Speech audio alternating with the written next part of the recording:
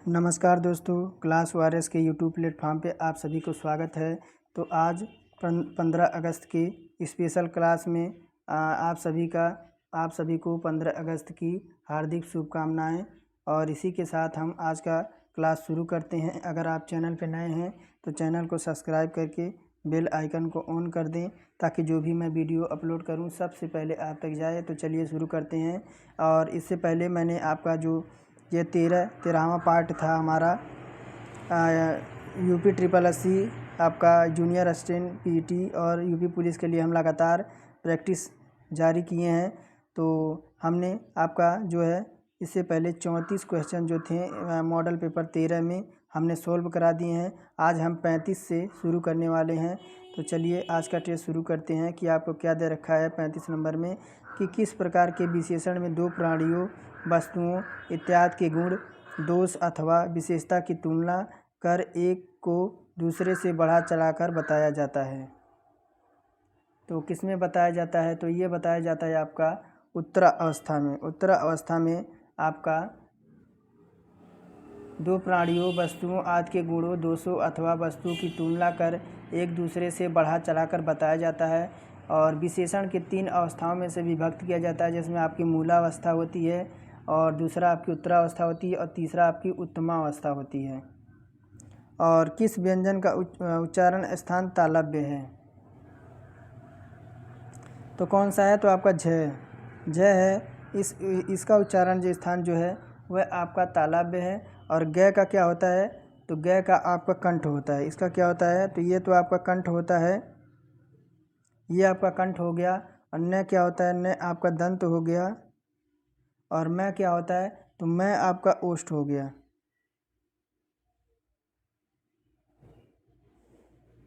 आगे बढ़ते हैं। और बोली का क्षेत्र जब थोड़ा विकसित हो जाता है तब उसमें साहित्य की रचना होने पर वह क्या बन जाती है? तो क्या बन जाती है? वह आपकी उपभाषा बन जाती है। दिए गए विकल्प में उपभाषा उपयुक्त विकल्प है। बोली का क्षेत्र जब थोड़ा विकसित हो जाता है तो उसमें साहित्य की रचना होने पर वह उपभाषा बन जाती है। और जिन ध्वनियों की गणना ना स्वर में की जाती है और ना ही व्यंजन में, उसे क्या कहते हैं? तो उन्हें हम क्या कहते हैं? तो आयोगवाह। उन्हें क्या कहते हैं? तो उन्हें हम आयोगवाह कहते हैं। जैसे आपका जिन ध्वनियों की गणना ना स्वर में की जाती है और ना व्यंजन में, उसे हम आयोगवाह कहते हैं। आयोगवाह का अर्थ होता है योग ना होने पर जो साथ रहते हैं और स्वर व्यंजन दोनों में उपयोग होते हैं। अनुस्वार और विसर्ग आयोग आपके कहलाते हैं। और 39 नंबर है कि आपका स्वर तंत्रियों के आधार पर व्यंजनों को कितने वर्गों में बांटा गया है? स्वर तंत्रियों के आधार पर आपको व्यंजनों को कितने भागों में बांटा गया है? कि आपके टोटल 2 भागों में आपका बांटा गया है। और जिसमें आपका एक सघोष होता है और एक अघोष होता है। नाक की दृष्टि से जिन व्यंजनों वर्णों का उच्चारण में स्वर तंत्रियाँ झंकृत होती हैं उन्हें हम सघोष कहते हैं। और जिनके उच्चारण में जो स्वतंत्र जो आपकी स्वतंत्र झंकृत नहीं होती है उन्हें हम आघोष व्यंजन कहते हैं। सघोष में नाक का प्रयोग होता है और अघोष में आपके सांस का प्रयोग होता है। तो ये आपके 2 प्रकार की होती हैं, जिसमें आपका पहला आपका क्या हो गया? सघोष, और दूसरा आपका अघोष। और जीवा की नोक जब ऊपर की ओर दांतों की पंक्ति के सामने वाले दांत के ऊपरी हिस्से के संपर्क में आकर वायु के प्रवाह को अवरुद्ध करती है, तो ऐसे उच्चारण स्थान को क्या कहा जाता है? तो ऐसे आपको क्या कहते हैं? वर्तस्य कहते हैं। और वर्तस्य ऐसे उच्चारण स्थान को कहा जाता है जिसमें आपकी जीवा के नोक जब ऊपर के दांतों की पंक्तियों के सामने वाले दांत को ऊपर हिस्से के संपर्क में आकर वायु के प्रवाह को अवरुद्ध करती हैं। तो वर्तस्य व्यंजन में जैसे आपका न हो गया, आपका स हो गया, और र हो गया, और आपका ल हो गया। ये आपके वर्तस्य व्यंजन होते हैं। और 41 नंबर देखिए, इनमें से कौन सा कार्यालय आदेश का मूल गुण नहीं है? तो आपका बाहरी भीतरी बातें जो हैं ये आपके कार्यालय आदेश के मूल गुण नहीं है। संतुलित नैवेक्ति, नापा तुला एवं अनौपचारिकता कार्यालयीय आदेश के प्रमुख गुण हैं।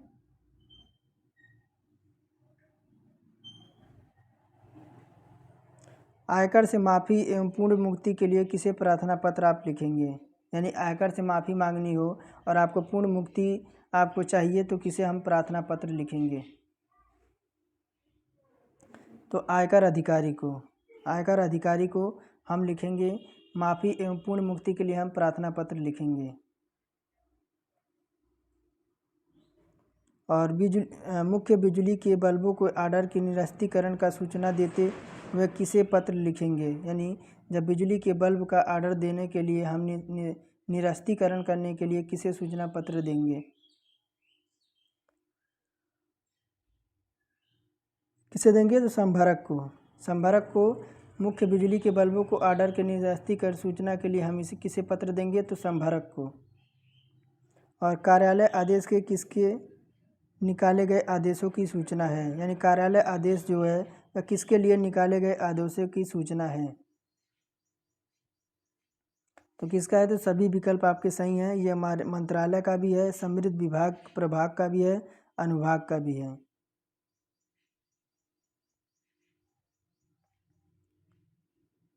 और छोटे संबंधियों को पत्र में संबोधन में क्या लिखेंगे?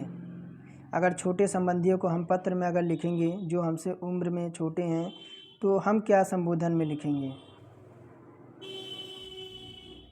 तो क्या लिखेंगे? तो चिरंजीवी। और देखिए आपको गद्यांश दे रखा है जो कि आपकी 46 से 50 तक आपको उत्तर देने हैं।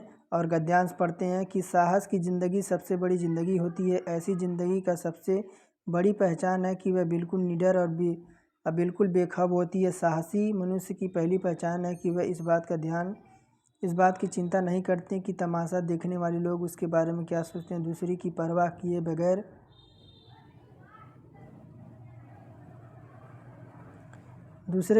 किए बगैर और जीने वाले आदमी दुनिया की असली ताकत होती है। और मनुष्य के प्रकाश भी ऐसे ही आदमी से मिलता है जैसे साहसी मनुष्य उन सपनों में से रस लेता है जिनकी कोई व्यवहारिक अर्थ नहीं है। साहसी मनुष्य अपने उधार नहीं लेता, वह अपने विचारों में रमा हुआ अपने ही किताब पढ़ता है। झुंड में चरना तो भैंस और भेड़ों का काम है। साहसी मनुष्य तो सिंह के समान होता है जो अकेले होने पर मग्न होता है। और अर्नल्ड बोनेट एक ऐसी ने लिखा है कि जो आदमी अयुक्त अवसर मिलने पर साहस से भी काम ना ले सका वह कभी सुखी नहीं हो सकता है।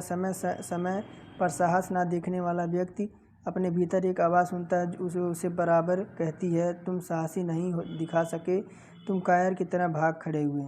तो साहसी मनुष्य क्या उधार नहीं लेता? आपके ऑप्शन है 46 नंबर कि साहसी मनुष्य क्या उधार नहीं लेते? तो सपने जो हैं वह साहसी मनुष्य आपके उधार नहीं लेते हैं।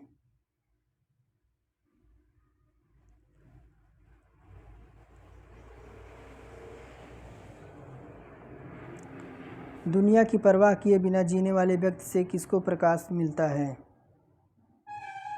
तो मनुष्यता को। ऑप्शन नंबर सी हमारा करेक्ट हो जाएगा। लेखक ने कैसे जीवन को महान महत्व बताया है? तो हिम्मत को आपके गद्यांश के अनुसार लेखक ने हिम्मत को मनुष्य के जीवन को महान बताया है। और 50 नंबर देखिए, इनमें से कौन सा व्यवहारिक शब्द के लिए पर्यायवाची शब्द नहीं है?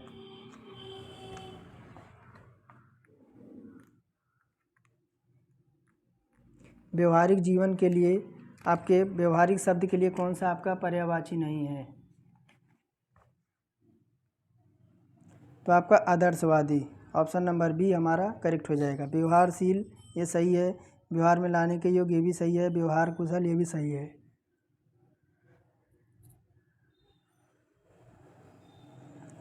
और 51 नंबर की देखिए क्या दे रखा है आपको कि सही विकल्प का चयन करिए जो दिए गए वाक्य को सही अंग्रेजी में अनुवाद होगा। यानी आपको अंग्रेजी में अनुवाद करना है जो कि आपका 4 से समझ लीजिए 5 नंबर आपके अंग्रेजी में आते हैं। तो हमारे कलाकारों ने पत्थरों के द्वारा यह संदेश दिया है, तो इसे अंग्रेजी में हमें कन्वर्ट करना है कि हमारे कलाकारों ने पत्थरों के द्वारा यह संदेश दिया है। तो क्या हो जाएगा कि ऑप्शन नंबर बी करेक्ट हो जाएगी। Our artist took message to throw the stones, ये हमारा ऑप्शन नंबर बी सही हो जाएगा। 51 नंबर देखिए कि 52 नंबर की सही विकल्प का चयन करें जो वाक्यांश के लिए एक शब्द आपका आदि से अंत तक होगा। आदि से अंत तक के लिए आपके वाक्यांश के लिए एक शब्द क्या होगा?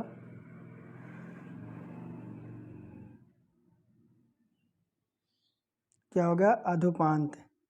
अधोपांत हमारा सही हो जाएगा। और अनादि किसे कहते हैं?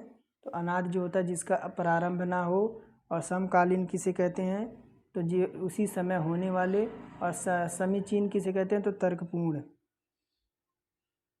सही विकल्प का चयन करें जो वाक्यांश के लिए एक शब्द आपका जो सब कुछ जानता हो उसे हम क्या कहते हैं? तो जो सब कुछ जानता है उसे हम सर्वज्ञ कहते हैं। उसे हम सर्वज्ञ कहते हैं। और सर्वस्व किसे कहते हैं? तो जो सब कुछ हो उसे हम सर्वस्व कहते हैं। और जो सब जगह हो उसे हम सर्वत्र कहते हैं। और जो जिसे ज्ञान हो उसे हम ज्ञानी कहते हैं। और निम्नलिखित में से 4 विकल्पों में उस विकल्प का आपका चयन करना है जो रेखांकित शब्द के लिए उचित विकल्प होगा। बूढ़े माता पिता को एकमात्र सहारा उनका बेटा ही था।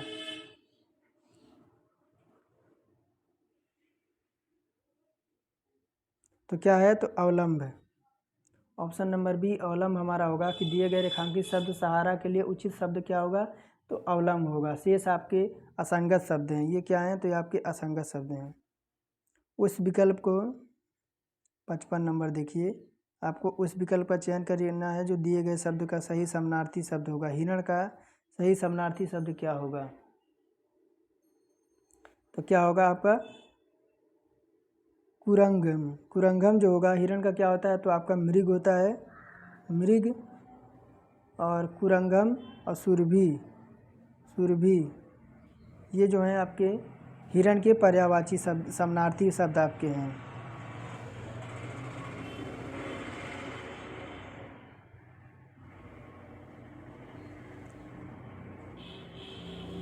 और कोई शब्द में कौन सा विशेषण का बोध होता है? कोई शब्द में कौन सा विशेषण का बोध होता है?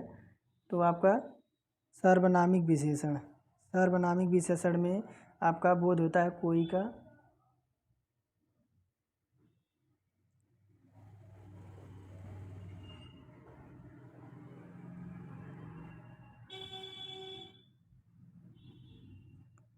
आगे देखिए, उस विकल्प का चयन करिए और दिए गए तद्भव रूप होगा। अट्टालिका का तद्भव रूप आपका क्या होगा?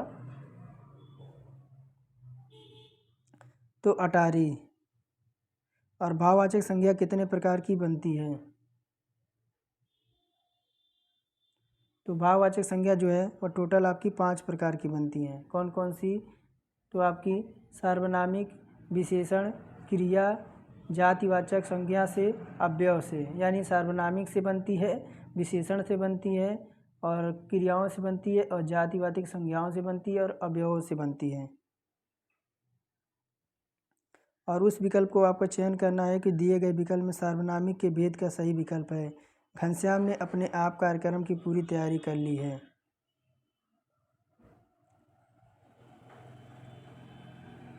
तो क्या है ये? तो आपका निजवाचक है।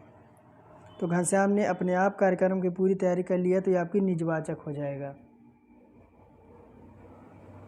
तो आप देखिए, दिए गए शब्द में घनश्याम ने अपनी आप कार्यक्रम की तैयारी पूरी कर ली है। तो अपने आप शब्द का प्रयोग जो होता है अंततः यह निजवाचक सर्वनाम है। अपनेपन का बोध कराने वाले शब्दों को हम निजवाचक सर्वनाम कहते हैं। और उस विकल्प का चयन करें जो विशेषण का भेद विशेषण का भेद है। उस घर में मेरा दोस्त रहता है। उस घर में मेरा दोस्त रहता है। तो क्या है? तो यह आपका सार्वनामिक हो जाएगा कि उस घर में मेरा दोस्त रहता है। ये आपका क्या हो जाएगा? तो सार्वनामिक हो जाएगा। और उस विकल्प का चयन करें जो दिए गए विकल्प में क्रिया का भेद वाला सही विकल्प बैठेगा। तो रोहन चाय पीकर बैठ गया। रोहन चाय पीकर बैठ गया तो क्या हो जाएगा? तो पूर्वकालिक। क्या हो जाएगा? तो पूर्वकालिक। जब आपका कर्ता क्रिया के समाप्त करके तत्काल किसी दूसरी क्रिया को आरंभ करता है तब वहाँ पे क्या होती है? तो पूर्वकालिक क्रिया होती है। और किस स्वर के उच्चारण में दीर्घ स्वर से भी अधिक समय लगता है? तो किस स्वर के उच्चारण में आपका दीर्घ स्वर से भी अधिक समय लगता है? तो क्या है ये? तो आपका पुलुस स्वर। पुलुस स्वर में जो है आपका दीर्घ स्वर से भी अत्यधिक से आपका समय लगता है। और 63 नंबर देखिए कि उस शब्द की वर्तनी के सभी वर्णों को उसी क्रम में अलग अलग आपको दिखाना क्या कहलाता है? तो वर्ण विच्छेद। आपका प्रत्येक वर्तनी के सभी वर्णों को उसी क्रम में अलग अलग दिखाना वर्ण विच्छेद कहलाता है। जब हम वर्ण विच्छेद करते हैं तो उस समय शब्द का स्वर, वर्णों और व्यंजनों को अलग किया जाता है। और वर्णमाला में स्पर्श व्यंजनों की संख्या कितनी है? तो टोटल आपकी 25 है। स्पर्श व्यंजनों की संख्या कितनी है? तो टोटल आपकी कैसे आपका मैं तक, कैसे आपकी मैं तक वर्ण मुख के विभिन्न भागों में जीवा को स्पर्श करते हुए बोले जाते हैं, इसलिए इन्हें हम स्पर्श व्यंजन कहते हैं।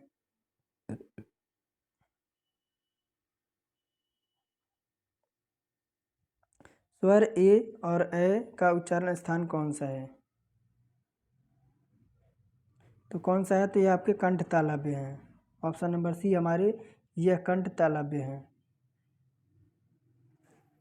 और हिंदी शब्दकोश में क के बाद कौन सा व्यंजन दिखाई देता है?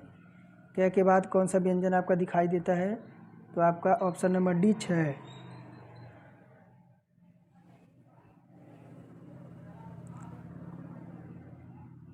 और आप देखिए अगला कि आवेदन कार्यालय से अनुभव प्रमाण पत्र लेने के लिए किसे आवेदन पत्र लिखेंगे? कि आवेदन पत्र आपको कार्यालय से लेना है, अनुभव प्रमाण पत्र लेने के लिए आप किसे आवेदन करेंगे? तो व्यवस्थापक महोदय को आपको अनुभव प्रमाण पत्र लेने के लिए आपको पत्र लिखेंगे। जब एक कंपनी अथवा संस्था को छोड़कर किसी दूसरी कंपनी में नौकरी के लिए आवेदन करते हैं, तब यह नई कंपनी आपसे अनुभव का प्रमाण पत्र मांगती है। यह अनुभव प्रमाण पत्र आपको यह कंपनी अथवा संस्था देती है जहां आप अपने पूर्व में अपनी सेवाएं दी हैं। और दैनिक हिंदुस्तान में संवाददाता के पद के लिए किसे आवेदन पत्र लिखेंगे? यानी आपको अगर संवाददाता बनना है हिंदुस्तान के लिए और तो आप किसे पत्र लिखेंगे?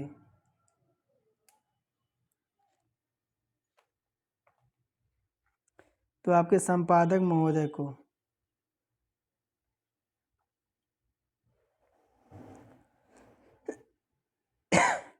बस स्टैंड के पास आवारा लड़के व्यवहार को बताते हुए तथा उनके खिलाफ छेड़छाड़ी के विरुद्ध FIR दर्ज करवाने के लिए आप किसे प्रार्थना पत्र लिखेंगे? तो थानाध्यक्ष महोदय को।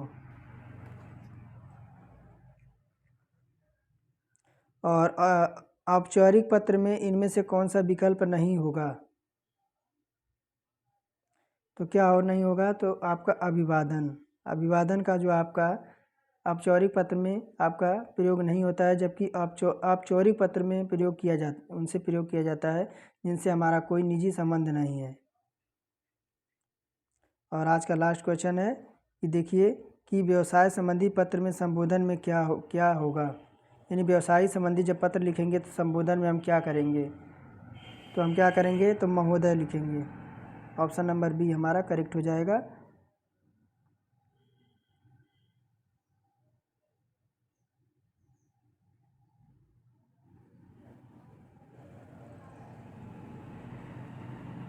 तो ये तो हमारे थे आपके पहले क्वेश्चन में हमने 35 से स्टार्ट किया था और 71 क्वेश्चन हमने किया। तो ये टॉपिक कम से कम एक मॉडल पेपर में, ये जो आपका 13वां मॉडल पेपर है, इसमें आपके ये समझिए कि 120 क्वेश्चन हैं, जो कि हम आपके 3 टॉपिक में इसको कवर करा देंगे। तो फिर मिलेंगे एक नेक्स्ट वीडियो के साथ, और तब तक के लिए धन्यवाद। और स्वतंत्रता दिवस की एक बार फिर आपको ढेर सारी बधाई।